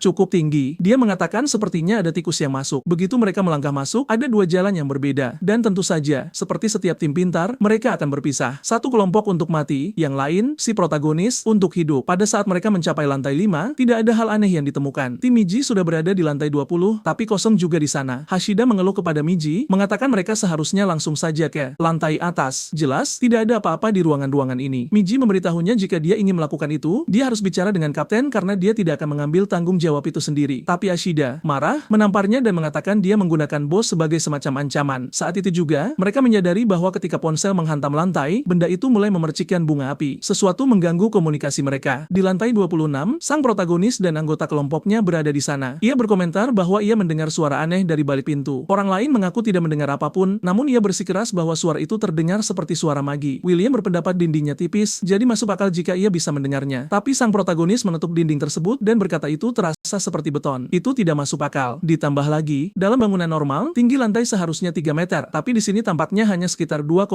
meter. Dan saat ia melewati tangga tadi, lantai-lantai itu tingginya memang 3 meter. William bertanya apakah ia menduga ada ruang kosong di sana. Ia segera memerintahkan seseorang untuk menghubungi Sato, tetapi tentu saja komunikasi mereka kini terputus. William memerintahkan semuanya untuk mundur, mengatakan situasi ini mencurigakan. Namun pada saat itu, dinding mulai menutup dari kedua sisi, menjebak mereka. Gas tidur mulai memenuhi ruangan, dan Shizuya tampaknya kehilangan kesadaran bersama yang lainnya. Saat itulah si rambut merah dari tadi muncul, memerintahkan mereka untuk menidurkan semuanya. Kilatan cahaya mengenai wajah, dan ia menyuruh sang protagonis untuk segera bangun, menuntut jawaban siapa dia. Ragi membuka matanya dan bertanya apakah ini cara mereka menyambut tamu. Wanita itu berdiri, bergerak mendekat ke arahnya, dan mengatakan bahwa agar ia mendapatkan keramah tamahan, ia perlu menjelaskan apa yang terjadi dengan tangan kanannya. Jangan pernah meremehkan mereka karena mereka juga pernah melakukan kontak dengan para bayangan. Seseorang membuka pintu dan memanggil Presiden Ayakawa. Mereka memperkenalkan William sebagai tuan muda dari Siam Group dan pendukung Ritson. Ayakawa langsung bertanya mengapa seseorang yang berkuasa seperti dia berada di perusahaan kecilnya, tapi rekannya memotong, mengatakan apapun yang diinginkan Siam Group, mereka tidak punya alasan untuk ikut campur. Rupanya, ia hanya patuh, pergi sambil berkata mereka akan membayar perbuatannya. Sementara itu, sang protagonis berpikir bahwa tampaknya William tidak ada hubungannya dengan semua ini. Ia bangkit dan pria yang masuk tadi menyuruh yang lain pergi. Ia ingin bicara berdua saja dengan William. Saat ia pergi, Shizuya teringat bahwa perusahaan Ritson memiliki banyak informasi tentang para pemain. Ia berterima kasih pada pria yang melepaskan ikatannya dan bertanya apakah ia bisa membantunya mencari seseorang. Pria itu mengiyakan, meminta namanya, dan Shizuya menyebut Hayen Hitomi. Penjaga itu segera berlari sambil berteriak bahwa ia bisa mencari siapapun kecuali dia. Sang protagonis menyuruhnya menunggu, tapi Ayakawa yang berdiri di dekat sana ingin tahu mengapa ia tertarik pada Hayen Hitomi. Ia menjelaskan bahwa dia adalah teman dari dalam game dan ia penasaran bagaimana keadaannya. Ayakawa kemudian bertanya apakah dia Kamahara Shizuya. Ia tidak pernah membayangkan dia benar-benar datang jauh-jauh ke sana untuk mencari orang itu. Ia memberinya kartu dan menyuruhnya pergi ke lantai 33 karena dia ada di sana. Ia bertanya apakah sesuatu telah terjadi dan Ayakawa menjawab bicaralah dengannya maka ia akan tahu segalanya. Dalam perjalanan, ia tahu ini semua terlalu mencurigakan. Lebih baik waspada karena ini bisa jadi jebakan. Ia teringat bahwa Hitomi adalah orang yang kepribadiannya paling berbeda di dunia nyata dibandingkan di dalam game. Ia mengetuk pintu dan bertanya apakah ia ada di sana. Pintu terbuka dan disitulah dia, dalam kondisi utuh. Sisi buruknya, ia berada di kursi roda. Di dalam game, ia punya keunggulan bisa terbang, tapi di sini itu tidak ada. Sedikit malu, ia memintanya masuk dan menawarkan minuman. Ia bertanya tentang ayahnya dan dia bilang ayahnya ada di Januza. Sang protagonis memperhatikan seperti biasa bahwa ini adalah subjek yang tidak disukai untuk dibahas. Dia bilang tidak apa-apa. Dia sudah menceritakan kisah ini. Rupanya, saat masih kecil, ia lebih suka menjadi tombau daripada feminin. Ia ingin melakukan bela diri, olahraga, dan sebagainya. Ibunya tidak menyukainya, mencoba memakaikannya gaun dan memberinya boneka. Tapi ayahnya secara diam-diam membawanya ke tinju sampai hari di mana ia menjadi lumpuh. Serius? Tinju macam apa itu? Tinju di mana kamu hanya berdiri dan menerima pukulan di bagian belakang leher? Apa itu? Jujur, kupikir ibunya mungkin benar. Pada akhirnya, hal itu menyebabkan pertengkaran dalam keluarga dan mereka tidak pernah bisa berdamai. Beberapa waktu kemudian, ia menemukan Azurland dan mulai membuat kemajuan lagi. Dan ayahnya senang melihatnya menikmati hidup kembali. Jadi, ia membeli saham di Ritson karena mereka terlibat dengan Dien tersebut. Dan di dalam game, bahkan tanpa kaki, kamu masih bisa berjalan. Ia berpikir mungkin teknologi itu bisa dibawa ke dunia nyata. Singkatnya, sang protagonis masuk ke ruangan itu dan terkena trauma emosional. Shizuya tampaknya menyadari bahwa cerita ini terungkap persis seperti di dalam game selama Art Tower of Melancholy. Yang mengejutkan baginya adalah jika Ayakawa adalah kepala perusahaan, maka dia pasti bos terakhir di tempat ini. Bagian anehnya adalah perusahaan ini sudah dilengkapi dengan dinding, jebakan, dan segalanya. Itu hanya mungkin jika mereka telah bersiap selama lebih dari setahun. Itulah tepatnya yang ingin diketahui oleh semua orang yang membaca kekacauan cerita ini. Bagaimana orang-orang ini berhasil bersiap begitu banyak. Bab selanjutnya mulai membahas tentang Dumyeon yang ada di Azurland. Dumyeon tingkat epik bernama Tower of Melancholy. Iblis petir yang ada di sana aslinya adalah seorang pedagang yang pergi ke tempat itu untuk mencari uang. Ia menyusup ke kalangan bangsawan menggunakan taktik yang mematikan. Tidak ada pria yang bisa menolak kekuatannya dan karena itu bisnisnya tumbuh pesat. Ia akan mencari suami, mendapatkan lebih banyak uang, meninggalkannya, dan pindah ke pria berikutnya. saja. Tapi fokusnya pada bisnis membuatnya mengabaikan keluarga. Dan jelas karena terlibat dengan banyak pria, ia juga punya anak. Sayangnya, putrinya terkena penyakit fatal dan ia harus menyewa seorang penyihir untuk membantunya. Tapi sang penyihir sebenarnya adalah iblis, seorang wanita yang memberinya semua dukungan yang ia butuhkan untuk menggunakan sihirnya. Pada akhirnya, ternyata itu adalah portal yang membawa banjir iblis dan tempat itu hancur. Mengetahui semua ini, Shizuya mencoba mencari tahu kelompok pedagang mana di dunia mereka sendiri yang bisa cocok dengan latar belakang ini. Mengingat kelompok ayahnya adalah salah satu yang terlibat, mungkin mereka berada dalam bahaya. Tepat pada saat itu, cahaya aneh memenuhi seluruh ruangan. Alarm berbunyi karena sekelompok bayangan menghancurkan pintu masuk dan pintu itu baru saja jebol. Segera, sang protagonis berkata makhluk-makhluk itu datang dan mereka harus melarikan diri. Sementara itu, di ruangan lain, William sedang berbicara dengan pria itu, mengatakan ia membawa sirkuit sesuai janjinya. Tapi pria itu menjawab ia tidak akan menyerahkan semua data Azur hanya untuk satu sirkuit. Pria yang berdiri di depannya sebenarnya adalah ayah Hitomi. William mengatakan jika ia mentransplantasikan sirkuit ini ke tubuhnya dan berhasil, itu satu-satunya cara baginya untuk bisa berjalan kembali. Sang ayah menjawab bahwa William harus tahu Ritson adalah segalanya yang telah ia bangun selama 20 tahun terakhir dan saat ini karyawan yang ia pedulikan sedang diserang oleh bayangan. Ketika Miji muncul, William bersikeras ia tidak ada hubungannya dengan ini. Tapi sang ayah menjawab bahwa perusahaan tidak ada gunanya tanpa karyawannya. Jadi untuk apa dia membantu kalau begitu? Alih-alih, ia hanya berdiri di sana mengeluh kepada William. William bangkit mengatakan ini kesempatan terakhirnya untuk menjual Ritson dan menyebutnya sebagai peringatan. Sang ayah menjawab bahwa perusahaan akan kehilangan semua nilainya. Jadi mengapa William masih begitu tertarik? William hanya berbalik dan mengatakan itu peringatan terakhir. Jika ia tidak menjual perusahaan, semua orang di sana akan menghilang. Namun tepat saat ia meraih pena, langit-langit mulai terbuka. Tangan robot muncul dan mencengkeramnya. William bertanya apa yang ia pikir. Ia lakukan, dan pria itu memperingatkan bahwa ia tidak pernah membuat kesepakatan yang tidak menguntungkannya. Ia menekan tombol, jatuh menembus lantai, dan mendoakan William beruntung. William mulai berteriak minta tolong, dan saat itu juga, seseorang mendobrak pintu, dan menghancurkan tangan robot itu. Saya pikir William akan menjadi penjahat besar, tapi ternyata dia orang bodoh dengan IQ 16. Semua orang dalam kekacauan ini adalah idiot. Ia memerintahkan mereka untuk menemukan bajingan itu. Si ayah, apapun yang terjadi. Sementara itu, di lantai lain, personel tentara berbaris di depan lift. Begitu pintu terbuka, bayangan menerjang kepala prajurit pertama, tetapi kemudian panah terbang, membuat makhluk itu terpental jauh. Sang protagonis menyuruh semua orang untuk mengikutinya. Mereka akan keluar dari sini. Para prajurit, bagaimanapun, ingin tahu di mana sisa kelompok mereka. Sang protagonis memanggil William dan yang lainnya, meminta bantuan mengevakuasi orang, tapi si pira menjawab bahwa negosiasi telah dibatalkan dan mereka tidak perlu menyelamatkan siapapun di sana lagi. Ia menyuruh anak itu fokus pada keselamatannya sendiri dan menemui tim di garasi. Karena melalui walkie-talkie, semua orang mendengarnya dan mereka mulai berteriak, mengatakan bos itu bukan hanya menelantarkan mereka, tapi juga putrinya sendiri. Sial, mereka bersumpah jika bos telah menelantarkan mereka, dia akan menanggung akibatnya. Orang-orang ini benar-benar bisa memikirkan rencana yang lebih baik karena sekarang sang protagonis dan William harus berurusan dengannya. Sementara itu, sang bos mendekati Ayakawa dari belakang dan bertanya bagaimana perkembangan sirkuit itu. Ia mengungkapkan bahwa kecurigaannya benar. Siam Group sebenarnya tidak ingin membeli mereka. Itu hanya gertakan untuk mencuri semua data mereka. Dan jelas, rencana mereka adalah memperkuat sirkuit tersebut. Mereka harus mampu bertarung melawan bayangan. Tampaknya sistem sirkuit dan cara game terhubung ke orang-orang bekerja sangat mirip dengan cara kerjanya di Azur Land. Rencananya tampaknya membawa sifat karakter dalam game ke realitas dan menyinkronkannya dengan sirkuit di dunia nyata. Sang ayah berpikir itu tidak mungkin, tapi dia bilang rupanya orang-orang dari kelompok itu percaya mereka bisa melakukannya jika punya cukup data dan itulah tepatnya mengapa mereka menginginkan perusahaan ini. Ia merasa lega jika bajingan itu berhasil melakukannya, mereka akan menguasai dunia. Ayakawa menjawab bahwa sekarang mereka berada di posisi yang sempurna. Mereka punya sirkuit dan mereka punya data pemain. Ayahnya berdiri di sana tersenyum, jelas akan dihianati oleh wanita ini saat ia mengambil koper dari tangannya dan berkata ia akan melihat sirkuitnya. Ia menyuruhnya menunggu sebentar, tapi pada saat itu, ia ditahan. Ia bertanya pada Ayakawa apa yang ia pikir sedang ia lakukan, dan ia menjawab bahwa setelah semua masalah yang ia lalui, tidak mungkin putri tidak kompeten miliknya yang akan mendapat untung. Sementara itu, di lantai yang lebih rendah, bayangan tingkat rendah mencoba maju, tapi pria itu meledakkan segalanya dengan pistolnya. Ia memperingatkan bahwa lift berbahaya dan menyuruh semua orang lari ke tangga. Menyaksikan ini, William memberitahu Hitomi bahwa ia telah melakukan bagiannya. Sekarang gilirannya. Semua orang harus dibawa ke ruang rahasia. Ia pasti juga penasaran tentang apa yang ada di tempat itu yang membuat ayahnya menelantarkannya seperti ini. Sementara itu, di ruangan yang pasti adalah ruangan rahasia, ayahnya menyuruh Ayakawa berhenti, tapi dia hanya menjawab bahwa ia bukan lagi bawahannya. Sistem mengumumkan sesuatu sedang dipasang, dan ia tersenyum, mengatakan ia akan menjadi pemain. Tapi kemudian, pesan muncul mengatakan tidak ada informasi yang ditemukan. Ia tidak mengerti mengapa sampai ayahnya dengan angkuh memberitahunya bahwa ia sudah mengekstrak data sebelum menyerahkannya. Pada saat itu, Ayakawa menyadari bajingan itu sudah curiga padanya sejak awal. Ia memberitahunya sepertinya ia benar mencurigainya karena ia mengkhianatinya. Ia hendak tidak mengeluarkan senjatanya, tapi dia lebih dulu dan menembakkan serangkaian tembakan ke arahnya. Tentu saja, suaranya menarik perhatian bayangan di luar. Ia menyuruh Hayakawa berhenti gila, memperingatkan bahwa dengan kecepatan ini, mereka berdua akan mati. Ia mengeluarkan senjatanya juga, tapi tepat saat itu, dinding di belakangnya meledak. Seorang pemanah, orang yang mendobraknya, menembakkan panah kedua yang merobek tubuhnya. Ia langsung roboh. Ayahnya mengeluarkan senjatanya dan menembak, tapi itu tidak berpengaruh pada baju besi mereka. Ia berteriak pada makhluk-makhluk itu untuk tidak mendekat. Bukan berarti mereka akan mendengarkan. Setidaknya sesuatu tampak membidik mereka. Ia bertanya apa yang mereka pikir sedang mereka lakukan, dan salah satu pemanah menembakkan panah ke langit-langit melewati tepat di belakang sang protagonis dan timnya. Dalam ingatannya, ia berbalik dan melihat monster besar dengan punggung menghadap mereka, bergerak untuk membunuh ayahnya. Pria malang itu menghujani peluru yang tidak berpengaruh apa-apa. Tapi saat itu, sang protagonis jatuh dari atas sementara pria itu menangis putus asa, mengira ini adalah akhirnya baginya. Ia beruntung karena pemuda itu, alih-alih membidik leher, menghantamkan pedang untuk mengalihkan serangan, menyelamatkannya. Makhluk-makhluk ini adalah monster elit antara level 20 dan 30. Magi memberikan buff pada pemuda itu yang maju sambil berkata ia akan menarik perhatian pemanah sementara yang lain melindungi pria itu. Miji menggunakan beberapa kemampuan rantai untuk membantu sementara pemuda itu berada di antara kedua musuh. Satria itu tidak bisa bergerak dalam rantai dan pemuda itu menebas apa yang terlihat seperti pemanah. Tapi kemudian Miji diserang, menghapus penghalang tepat waktu. Sang protagonis melompat, mengaktifkan tebasan singa dan berputar ke belakang Satria, memukul dan menjatuhkannya seketika. Miji menghela napas lega, mengatakan bahwa dibandingkan dengan apa yang mereka hadapi di game, ini sebenarnya mudah secara teori. Pada saat itu, seseorang memanggil Januza, ayah Hitomi. Itu William, yang mengatakan bahwa rupanya Januza telah merencanakan ini sejak awal. Januza tampak benar-benar senang semua orang baik-baik saja. Ia bergegas ke putrinya, memberitahunya ia telah mendapatkan informasi untuk membuatnya berjalan lagi. Sekarang, semuanya masuk akal. Di dalam game, ada wanita dengan putri sakit yang ingin ia sembuhkan, dan di sini kita punya ayah sakit yang mencoba menyembuhkan putrinya. Untuk alasan tertentu, saya baru sekarang menghubungkan titik-titiknya. Anda mungkin bertanya-tanya apakah mereka tidak harus memulihkan sirkuitnya, tapi William bilang tidak apa-apa. Mereka akan punya lebih banyak kesempatan nanti. Hitomi, bagaimanapun, bilang tidak apa-apa. Orang lain harus menggunakannya. Ayahnya memohon padanya untuk tidak mengatakan itu. Ia melakukan semua ini untuknya, tapi ia menangis mengatakan benda itu tidak akan membantunya sekarang karena ibunya sudah tiada. Hitomi, ayo gunakan benda ini sekarang juga. Dapatkan kekuatan premium dan bantu sang protagonis demi Tuhan. Karena saat kamu terjebak dalam semua drama ini, pesan masuk bahwa semakin banyak bayangan menyerang gedung. William, putus asa, menyuruh tim menahan garis karena mereka sedang dalam perjalanan. Lalu ia berbalik mengatakan mereka akan bicara nanti. Januza, bagaimanapun, menyuruh mereka menunggu. Ia tahu jalan pintas ke garasi. Di lantai bawah, mobil-mobil hancur berkeping-keping sementara personel tentara berlarian untuk menyelamatkan nyawa mereka. Satu-satunya yang menahan garis adalah kelompok yang dibawa William bersamanya. Dan kemudian bola api yang sempurna menghantam salah satu bayangan. Sang protagonis meminta maaf karena terlambat sementara William memeriksa peta dan mengatakan jalan keluar itu tidak bisa digunakan lagi. Ia menyuruh Miji dan yang lain untuk mengulur waktu. Mereka hanya menjawab, dimengerti. Tapi kemudian prajurit lain berlari masuk untuk melaporkan bahwa pintu keluar B juga telah ditutup. Sesaat kemudian, panah terbang dan menusuknya. Disinilah geng bergegas ke garasi, dan bagian terburuknya adalah William tampaknya sendirian di sana. Ia tidak tahu mengapa, tapi sang protagonis tahu itu karena panah yang ditembakkan pemanah ke atas. Itu adalah sinyal untuk menarik sekutu mereka masuk. Pada akhirnya, orang-orang ini mengejar data yang mereka miliki di Januza. Bab berikutnya, William bertanya pada personel tentara di mana bala bantuan yang mereka butuhkan. Perwira yang lebih tua menjawab mereka juga perlu meminimalkan korban. Ia tidak bisa berharap bisa merancang rencana di belakang punggung mereka dan tetap mendapatkan dukungan militer penuh. Tentara bukan pasukan penyerang pribadinya. William jelas terguncang, menyadari bahwa pada akhirnya mereka juga telah dikhianati oleh tentara. Sang jenderal memperingatkan mereka untuk berhati-hati. Ada banyak sekali bayangan yang berkumpul di area tersebut. Dalam waktu kurang dari 2 jam, tempat ini akan dikuasai. Teman lama William bertanya mengapa mereka ingin menelantarkan semua orang di tempat ini, tapi jenderal hanya bilang, ia meminimalkan korban. Prajurit hidup lebih baik daripada yang mati, jadi mereka harus segera memulai evakuasi. Jelas, William tahu itu hanya alasan, terutama karena akan sulit bagi mereka untuk keluar hidup-hidup. Tetap saja, tanpa pilihan yang lebih baik, ia menyuruh kelompoknya melindunginya dan mulai membuka jalan ke pintu keluar B. Itulah cara semua orang harus melarikan diri. Semua orang setuju, dan Hashida meluncurkan rentetan api untuk mencoba membuka jalan, mengatakan ia akan menangani musuh-musuh itu sendiri. Dua bayangan maju, tapi ekspresi mereka berubah seketika. Untungnya, Magi masih memiliki penghalang yang kuat. Seperti biasa, ia mencengkeram ke Hashida, menyuruhnya berhenti menjadi idiot dan merusak formasi. Sang protagonis memanggil badai petir dan mengaktifkan panji keberanian. Semua orang mendapat lebih banyak kesehatan, pertahanan, dan 20% kecepatan gerakan. Dengan itu, ninja kecil yang cantik menebas musuh dan pria berambut gimbal, yang namanya masih saya tidak tahu, mendaratkan pukulan kuat. Katiar, tebasan singa di sana, dan sepertinya mereka membuat kemajuan. Tentara terkesan, dan Januza memuji Hitomi karena memiliki teman yang kuat di dalam game. Ia bersumpah jika mereka berhasil keluar hidup-hidup, ia akan melakukan yang terbaik untuk melupakan semuanya dan mendukungnya. Hitomi, bagaimanapun, tidak terlihat terlalu bersemangat. Gadis, ayo Saya lakukan transplantasi dulu. Mulailah berjalan dan kemudian kamu bisa melakukan pemberontakan. Menyaksikan seluruh perkelahian, William dan Otto berkomentar bahwa koordinasi kelompok ini sempurna. Itu bahkan sedikit mengintimidasi. William tahu akan sulit menjaga Shizu tetap terkendali karena pria di sebelahnya mengatakan mereka benar-benar harus berhati-hati. Mereka tidak mengerti bagaimana sirkuit anak itu bekerja, dan mungkin ia menyembunyikan sesuatu. Di tengah percakapan ini, beberapa helikopter mendekati gedung. Seseorang memberikan perintah untuk memusnahkan semua musuh. Itu senapan mesin, rudal, ledakan, merobek tanah sementara bayangan mencoba melarikan diri. Tapi tentu saja, panas sekuat meriam menembus lurus melalui helikopter, membuatnya jatuh. Pasukan darat lainnya, bagaimanapun, masih berdatangan. Siapa yang memerintahkan semua ini? Saya pikir itu adalah pria tentara yang secara teori telah mengkhianati mereka. Tapi mungkin ia sebenarnya memberi mereka kesempatan untuk melarikan diri. Baiklah, dialah yang memerintahkan evakuasi dan menelantarkan semua orang di kota. William memberitahu semua orang mereka punya 5 menit untuk menghabisi bayangan dan keluar dari sana. Sang protagonis berada di zona itu. Panah ke dada satu, pukulan tiang lain, dan mereka sudah dekat mencapai pintu keluar B. Akhirnya, tidak ada bayangan di depan mereka. Terlalu cepat bicara. Tiba-tiba, penyihir berjubah hijau muncul. Jelas bukan monster biasa. Shizuya merasa sangat aneh bagi seorang penyihir untuk turun ke permukaan tanah. Makhluk itu segera mengangkat tongkatnya dan badai bola api menghujani. Seluruh area parkir meletus dalam ledakan. Ia memperingatkan semua orang untuk berhati-hati. Monster itu mencoba membakar segalanya. Ia menembus-menembus tengah rentetan serangan dan menembakkan tembakan ke musuh. Tapi dalam sekejap, makhluk itu tampak menghilang. Dan tentu saja, di tempat parkir yang penuh dengan mobil meledak dan bola api, mengenai segalanya, bensin tumpah di mana-mana. Musuh menembakkan panah lurus ke arahnya. Tanpa pilihan lain, sang protagonis mengaktifkan tebasan singa dan melemparkan dirinya ke jalur serangan. Tampaknya menebasnya di tengah atau sesuatu yang mirip dengan itu. Bangunan mulai runtuh. Ayahnya menggendong putrinya. Semua orang berlari. Asap mengepul di mana-mana. Dan mereka akhirnya sampai di luar. Prajurit tentara menyuruh mereka bergerak cepat. Banyak orang tewas sepanjang jalan untuk menyelamatkan mereka. Dengan itu, kendaraan mulai melarikan diri dari kota. Januza menoleh ke belakang dan melihat perusahaan yang ia bangun selama 20 tahun runtuh. Bayangan benar-benar telah menyerbu dan mengambil alih kota. William menyuruhnya untuk tidak khawatir. Selama Siam Group berdiri, mereka bisa membangun kembali segalanya. Sang ayah mengerti bahwa yang mereka inginkan hanyalah data itu, tapi tidak ada waktu untuk diskusi. Bola api menghantam mobil. Itu terlalu mudah. Jelas, rentetan. Serangan lain datang. Salah satu makhluk turun dari langit, dan yang satu ini jelas adalah pemimpin. Sang protagonis memanjat keluar dari mobil terbalik, pusing, dan melihat bayangan kuno mendekat. Hal yang paling ia takuti telah tiba. Para tentara menembak, tapi itu seperti angin yang mengenai makhluk itu, sama sekali tidak berguna. Sang protagonis ragu-ragu, mencoba melihat apa yang akan dilakukan monster itu. Ia mengeluarkan pedangnya dan mengirimkan tebasan yang membunuh 4 atau 5 orang seketika. Ia menyuruh tentara untuk tidak terlibat. Kelompoknya akan menanganinya, dan William tidak melakukan apa-apa. Saya pikir pria ini akan menjadi tipe pemimpin kuat yang bertarung, tapi tampaknya ia hanya memberi perintah. Ia memberitahu kelompok itu bahwa waktu untuk membuktikan diri telah tiba. Magi bilang baik, mulai mengangkat perisai mananya, tapi serangan itu langsung menghancurkan sihirnya. Sementara itu, Hashida maju untuk mencoba salah satu serangan solonya. Bos itu bisa dengan mudah mengirisnya menjadi 2. Bantuan rendah hati yang tidak akan kita keberatan, tapi sayangnya, ia hanya menghantamkan pedangnya ke tanah, membatalkan bola api dan membuatnya terbang. Kelompok itu ingin menyerbu dengan gegabah, tapi pemuda itu menyuruh mereka menunggu. Menyerbu tanpa berpikir tidak akan berhasil. Mereka bertanya apa yang harus mereka lakukan. Ia menyuruh mereka menahan bos sampai semua orang dievakuasi untuk saat ini. Mereka setuju dan ia maju, menembakkan beberapa tembakan mana cepat. Musuh memblokir dengan pedangnya dan saat itu juga ninja kecil menyerang dari satu sisi. Dari sisi lain datang petarung berambut gimbal dengan pukulan dan dari atas pengguna pedang besar, tapi bos membalas dengan tebasan pedang menyapu yang mengirimkan satu serangan ke arah mereka masing-masing. Saat mereka menahan bos, tentara mundur dengan Hitomi. Ayahnya terlalu banyak tersenyum, dan jujur, saya tidak tahu bagaimana ia masih hidup. Ia memiliki tatapan sempurna tentang akan segera mati. Bayangan kuno tampaknya tertuju pada mereka. Sang ayah memperhatikan tatapan itu, dan saat itu juga, bayangan menerjang ke arah mereka. Semua orang panik, dan sang protagonis muncul di belakangnya, mengaktifkan tebasan singa, memaksa bos untuk berhenti dan bertahan. Monster itu memulurkan pedangnya, menandai sang protagonis sebagai target utamanya. Mereka terkunci dalam tatapan seperti pertarungan Kobau lama. Dan apa ini? Bayangan kuno, level 99. Sial, pemuda itu menyadari. Ini konyol. Ia beradu kekuatan penuh. Ia tidak akan bertahan bahkan 1 menit pun. Mungkin rencana terbaik adalah mengalihkannya dan mengulur waktu untuk orang lain. Ia mengaktifkan kemampuan di tangannya, mengangkat potongan batu, dan melemparkannya ke bos. Monster itu dengan mudah mengirisnya menjadi 2, dan di tengah ledakan, pemuda itu sudah melarikan diri. Bos memperhatikan dan mengirim. Tebasan demi tebasan terus dilancarkan. Ia sudah berada di dalam gedung, tapi serangan itu menembus beton dengan mudah. Gedung mulai runtuh, sementara si ninja berpaha sintal ingin merangsek masuk untuk menolongnya. Namun, Magi menyuruhnya untuk percaya. Di sisi lain, Hashida yakin jika orang itu saja tidak punya peluang, maka mereka semua di sini akan mati. Magi memerintahkan mereka menggunakan kesempatan ini untuk mundur. Shizuya sedang mengulur waktu bagi mereka, tapi mereka menolak. Sebagai bagian dari pasukan, mereka tak bisa meninggalkan kawan begitu saja. Sial, kupikir Magi mempercayai jagoan kita, tapi ternyata dia malah membatin. Sayang sekali. Padahal kupikir bocah itu akan punya peran lebih penting dalam cerita ini. Jujur, kupikir dia teman yang setia, tapi nyatanya tidak. Dia meninggalkan jagoan kita begitu saja dan pergi. Berbicara dengan bos. Sementara itu, tentu saja, Atomi ingin tahu di mana Shizuya berada. Padanya, ia menjawab bahwa Shizuya sedang menghadapi bayangan kuno dan mungkin takkan kembali. Januza berkata bahwa di dunia seperti ini, kematian adalah hal lumrah, tapi Atomi membantah, mustahil. Mereka tak bisa meninggalkan Shizuya begitu saja. Dia bukan tipe yang mati semudah itu. Setidaknya ada seseorang yang percaya pada jagoan kita. William rupanya setuju. Bukan, karena dia menganggap jagoan kita sehebat itu, tapi karena mereka sudah terkepung dari segala sisi. Lebih baik menjaga sebanyak mungkin orang tetap hidup. Miji bertanya di mana pasukan tentara. Apakah mereka ditelantarkan? Salah satu prajurit mencoba berkilah, mengatakan bala bantuan sedang dalam perjalanan. Namun, Januza berkomentar bahwa sepertinya semuanya akan berakhir di sini. Pada titik itu, William mengatakan, solusinya adalah Januza harus menyerahkan kekuatan yang ia miliki. Dengan kata lain, memasang semua informasi sirkuit untuk memaksimalkan kekuatan semua orang. Mengingat ini satu-satunya harapan mereka, mustahil dia menolak. Tapi semua orang menoleh padanya, menyuruh Januza berhenti memikirkan keuntungan pribadi saja. Setelah ragu sejenak, ia berteriak, baiklah, sialan, kuserahkan semua datanya. William berterima kasih padanya sambil berkata akhirnya umat manusia punya peluang. Sekarang mereka hanya butuh tumbal manusia. Januza memintanya menjelaskan dan William bilang itu sudah jelas. Mereka tidak tahu apa efek dari data itu dan itu sangat berisiko. Dalam pengujian sejauh ini, tak terhitung orang yang tewas dalam urusan sirkuit. Itulah sebabnya mereka butuh satu orang untuk menjadi subjek. Dia ingin tahu siapa yang berani mengambil risiko itu. Tapi si brengsek Hashida bilang dia yang akan melakukannya. Di dunia yang sempurna, dia akan gila dan mati. Di dunia yang tidak sempurna, yang terjadi setiap saat, dia akan selamat, jadi lebih kuat dan makin menyebalkan. Namun anehnya, semua orang tampak tertarik. Si pria berambut gimbal bilang itu keren sekali. Jika ada yang harus mengorbankan diri, dia juga ingin ikut. Si ninja berpaha sintal, yang omong-omong, tadinya tidak pakai celana hitam, sepertinya senimannya di Nerf, dia juga ikut bergabung. Sekarang semua orang bersaing, bahkan siap menyelesaikannya dengan shoot. Tapi Magi menyuruh mereka semua diam, mengatakan bahwa dialah kaptennya, jadi dialah yang akan melakukannya. Hashida, tentu saja, mencengkeram kerah bajunya, mengatakan dialah yang harus pergi. Tapi setelah perdebatan ini, hal yang sudah terduga terjadi. Hitomi mengajukan diri. Argumennya sederhana. Dia di kursi roda, jadi jika berhasil, mereka mendapatkan seseorang yang sangat membantu. Jika gagal, mereka kehilangan seseorang yang, seperti katanya, tidak banyak berguna saat ini. Bagaimanapun, adegan beralih ke bos yang sedang mengamati medan, memanjat, dan melancarkan serangan pedang lagi ke tanah. Di tengah puing-puing dan di bawah cahaya bulan, dia menunduk dan melepaskan teriakan. Rupanya, dia sedang mencari protagonis kita yang menyelinap ke bawah tanah. Di tengah semua kegaduhan itu, Januza mengatakan mustahil dia akan mempertaruhkan putrinya. Tapi putrinya menjawab bahwa tubuhnya akhirnya akan berguna. Tak ada seorang pun di sini yang bisa menjadi tumbal manusia yang lebih baik darinya. Para prajurit ragu-ragu, tidak ingin membebankan tanggung jawab itu padanya. Lalu, seseorang berkata, ini salah. Ternyata itu sang protagonis yang muncul dengan kondisi hancur lebam. Willy merayakan bahwa dia masih hidup sementara Miji mendadak emosional. Tapi kenapa kau kan meninggalkannya? Kau penyembuh yang cuma memasang penghalang dan tidak melakukan apa-apa. Shizuya mengatakan hanya ada satu orang yang bisa menyelamatkan semua orang di sini. Dan pada saat itu, dia menunjuk dan berkata itu adalah Januza sendiri. Ia seharusnya sudah menyadari bahwa para bayangan melihatnya sebagai target utama. Pria itu bilang apa yang ia katakan tidak masuk akal. Tapi para prajurit setuju, mengatakan bahwa sejak mereka berada di dekatnya, monster-monster tidak berhenti datang. Sang protagonis menyuruh semua orang diam. William kemudian bertanya mengapa harus Januza. Shizuya menyuruh mereka ingat bahwa dunia ini telah menjadi identik dengan game Azura. Dalam game itu, tujuan akhir pemain adalah membunuh bos menara. Saat itulah William tersadar. Bos dari perusahaan ini adalah Januza, dan itulah sebabnya dia menjadi target. Hal yang aneh adalah, Januza bukan bagian dari pemerintah. Dia tidak kuat. Dia tidak kaya. Intinya, dia bukan siapa-siapa yang spesial. Jadi mengapa dia? Sang protagonis mengatakan itu sudah jelas karena orang ini membawa informasi yang paling dibutuhkan para monster. Dan mengikuti logika game, jika dia mendapatkan datanya, dia akan menjadi dewa petir di wilayah ini. Januza jatuh terduduk tak percaya, mengatakan itu mustahil. Tapi tiba-tiba, dia tertawa gila, mengatakan ini pasti apa yang mereka sebut karma. William menyuruhnya tenang. Masa depan seluruh kota Kajuk ini ada di atas pundaknya. Januza mulai bangkit dan berkata, baiklah, aku akan bertanggung jawab karena kota ini berakhir seperti ini gara-gara aku. Dia kemudian mengungkapkan cerita tentang seorang pria yang mendekatinya setahun lalu untuk membeli tanah Azur. Dia pikir itu mencurigakan, tapi jumlah uangnya sangat gila, terlalu banyak untuk ditolak. Sang protagonis bertanya apakah dia menjual informasi tentang game itu. Januza menjawab, ya, karena uangnya terlalu banyak untuk ditolak. Setidaknya Rupanya dia tidak benar-benar bodoh. Dia menyimpan informasi terpenting hanya untuk dirinya sendiri. Miji bertanya seperti apa rupa orang itu. Januza menjelaskan bahwa pria itu menyamar, jadi dia tidak pernah melihat wajahnya. Dan sejujurnya, aku merasa itu adalah William sendiri yang menyamar. Entahlah, aku hanya punya firasat itu. Miji berkomentar bahwa mungkin semua ini terjadi karena data tersebut, meski menurutku itu kurang masuk akal, tapi Januza menyuruh serahkan saja padanya. Dia akan menjadi tumbal manusia terbaik. Dia kemudian memberitahu Atomi bahwa dia tidak akan kembali dan berharap putrinya akan baik-baik saja, lalu pergi. Dia meminta maaf, mengatakan bahwa yang ia inginkan hanyalah agar putrinya hidup normal. Akhirnya, seorang gadis menangis demi ayahnya. William kemudian mengatakan sudah waktunya untuk memulai. Semua orang berkumpul di depan sebuah batu. Januza memasang perangkat di lengannya, dan transplantasi sirkuit pun dimulai. Data terpasang, dan tepat setelah itu, selesai. Semua orang terdiam dan tiba-tiba matanya berubah menjadi biru saat kilat menyambar dari langit. Sang protagonis memanggilnya, tapi dia sudah lepas kendali, menciptakan bola energi raksasa. Dan saat ini, semua orang sudah menjauh 5 blok. Lalu kita kembali untuk melihat apa yang terjadi. Mereka membiarkannya meledak dan kembali untuk melihatnya. Melihat bola energi masif itu, Atomi memanggil ayahnya. Sang protagonis bersemangat. Ini adalah kesuksesan total, dan pria itu telah menjadi dewa petir. William memujinya, mengatakan pria itu telah mengukir namanya dalam sejarah. Tapi dari kejauhan, seseorang sedang mengawasi. Bayangan lain yang tak kenal lelah sedang bergerak dan tidak hanya membuntuti. Ia sudah merangsek maju menghancurkan semua yang ada di jalurnya. Pada saat yang sama, William memanggil Januza yang keluar, dan sial, dia benar-benar berubah menjadi bos terakhir. Tapi dia lebih terlihat seperti musuh saat ini. Teman-teman William mulai bicara kasar, mengatakan dia mungkin terlihat kuat, tapi dengan betapa bodohnya dia dan tanpa pengalaman tempur sama sekali, dia akan jadi tidak berguna. Tapi kemudian pria itu sendiri menyuruh semua orang diam dan menyuruh Hitomi mendatanginya. Gadis itu memanggil ayahnya, tapi ayahnya sudah menghilang begitu saja. William menyuruh semua orang bersiap dan waspada terhadap serangan mendadak serta meminta protagonis agar tidak membiarkannya kabur. Tepat saat itu, bayangan tersebut mendekat dan dihantam dengan serangan palu. Ia bertahan, listrik memerci kemana-mana dan Januza berada di langit seperti Thor. Keduanya berhadapan dan si bodoh bertanya apakah mereka punya peluang. Shizuya berkata, tentu saja, kita punya si bos di pihak kita. Ya, mungkin kau harus membantu si bos alih-alih membiarkannya dipukuli monster ini hanya agar nanti kau bisa masuk seperti Jinwoo. Sambaran petir besar dilepaskan, tapi monster itu menangkisnya dan mengirimnya balik. Januza menghindar, tapi monster itu menyerap energinya persis seperti yang diharapkan dari bayangan semacam ini. Ia menerjang maju dan menghantam dadanya. Sejujurnya, rasanya seperti sang protagonis hanya mencoba memanen aura itu. William berkomentar betapa anehnya hal ini. Mengapa sang bos malah dipukuli? Shizuya menjelaskan itu karena dia tidak bisa mengendalikan kekuatannya. Lalu kenapa kau biarkan dia merangsek masuk? Bodoh, sekarang mereka berhadapan dan si monster siap untuk menghabisinya. Pedang terangkat, Hitomi menjerit, tidak, teringat ayahnya membawakannya kue, memanggil ibunya, tapi ibunya sudah pergi. Tiba-tiba, dia menangis di bawah. Unusan pedang, meminta maaf pada putrinya, dan sambaran petir besar meledak dari tubuhnya. Bayangan itu terhuyung mundur dan Januza berdiri tegak lagi. Wah, jadi dia tadi hanya sedang berdrama. Serangan palu lainnya. Kali ini, bayangan itu mengangkat perisai, tapi langsung hancur seketika. Monster itu terpental dan Januza melompat untuk menghabisinya, menyebabkan ledakan besar lainnya dan awan asap membubung ke udara. Sang protagonis bertanya-tanya pertarungan sengit macam apa yang sebenarnya terjadi di sini. Bab berikutnya dimulai dengan seorang prajurit yang mengatakan krisis di Kaiju sudah berakhir. Mereka menang. Apakah pria itu mati? Tapi seperti biasa, musuhnya telah berubah. William bersiap merayakan, tapi prajurit itu bilang mereka hanya diizinkan pergi jika menyerahkan semua yang mereka peroleh, termasuk orang-orang yang ia beri kekuatan dan teknologi yang ia dapatkan. Jika tidak menyerahkannya, mereka tidak akan meninggalkan kota. William bilang mereka tidak perlu menempuh jalan itu. Mereka masih bisa menjadi mitra. Ditambah lagi, jika pria itu ingin dia membawa Januza, itu akan sulit. Prajurit itu menutup teleponnya. Seorang teman bertanya apa yang akan mereka lakukan dan mereka semua sepakat tak mungkin menyerahkan Januza. Dan kemudian sekawanan helikopter tiba. Setiap kali aku melihat adegan seperti ini, kupikir tak mungkin manusia sebodoh ini. Tapi kemudian aku ingat kenyataan dan berpikir, ya, mereka memang bisa. Gadis itu berdiri di sana gemetar saat 3 anak panah besar menghujam punggung ayahnya. Shizuya langsung tahu itu adalah panah obat penenang. Para prajurit mendekat sambil berkata untuk mengepung dan menangkap dirinya. Dia berteriak, bertanya apa yang mereka coba lakukan pada ayahnya yang baru saja menyelamatkan kota Kaiju, tapi mereka hanya menjawab bahwa mereka menjalankan perintah. Sang protagonis memperingatkan mereka sebaiknya mundur karena Januza bukanlah seseorang yang bisa mereka tangani. Tapi seperti setiap karakter generik murahan, mereka bernafsu untuk mati dan langsung menyerbu. Tentu saja, Januza mengaktifkan petirnya, memberi mereka tatapan tajam, dan sang protagonis menyuruhnya mundur, tapi sudah terlambat. Petir menghujani helikopter-helikopter itu. Para prajurit malah menembakkan senapan mereka, tapi itu sia-sia. Mereka bahkan mengeluarkan meriam, meluncurkan tembakan bazooka tepat ke arahnya, dan meledak di dadanya. Namun, tentu saja, dia sama sekali tidak terluka. Dan di sanalah dia, Chad Januza, menatap rendah seluruh pasukan tentara. Dan, jelas, mereka hanyalah sekumpulan orang bodoh karena mereka hanya menyanyiakan sedikit pasukan yang masih dimiliki umat manusia. Sang putri ingin ingin tahu mengapa ini terjadi. Ayahnya melindungi kota, tapi Willy menjelaskan bahwa bagi militer, entitas apapun yang tidak bisa mereka kendalikan terlalu berbahaya untuk dibiarkan hidup. Kemudian, teman William bila mereka punya masalah. Monitor sirkuit menunjukkan beberapa sinyal merah yang berarti Januza mulai kehilangan kendali. Itu memang sudah jadi kemungkinan sejak awal. Dan sekarang militer menyerangnya dan memaksanya menggunakan lebih banyak kekuatan. Itu hanya memperburuk keadaan. William mengatakan hanya ada dua kemungkinan hasil. Entah energinya akan tumbuh sampai meledak atau dia akan kehilangan akal sehatnya sepenuhnya. Dia kemudian memperingatkan sang jenderal bahwa jika dia tidak ingin kehancuran total, dia sebaiknya memerintahkan penarikan mundur. Tapi bajingan itu malah menjawab bahwa mereka tidak akan kalah dari monster kecil yang mereka ciptakan. Teman William di sana berkata, "Hei, Jenderal IQ 16, dasar bodoh. Kita sudah kehilangan banyak orang." Tapi si brengsek itu menggebrak meja dan menyuruhnya diam. "Jika kita tidak bisa menjatuhkan monster itu, semua orang akan mengira grup Siamlah yang membunuh para bayangan dan militer akan kehilangan moral mereka." Dengan kata lain, mereka hanya mencoba menyembunyikan kebenaran dengan menembakkan 500 bazooka ke arah Januza yang berdiri di sana dengan listrik memercik di sekujur tubuhnya. Saat Hitomi bertanya pada protagonis apa yang terjadi, dia menyadari Januza sedang mengalami transformasi lain. Lalu sebuah ledakan laser melesat tepat di kepala, mendarat telak di tombol like video ini yang membantu Mamoru membuat konten yang lebih mantap bagi para penontonnya.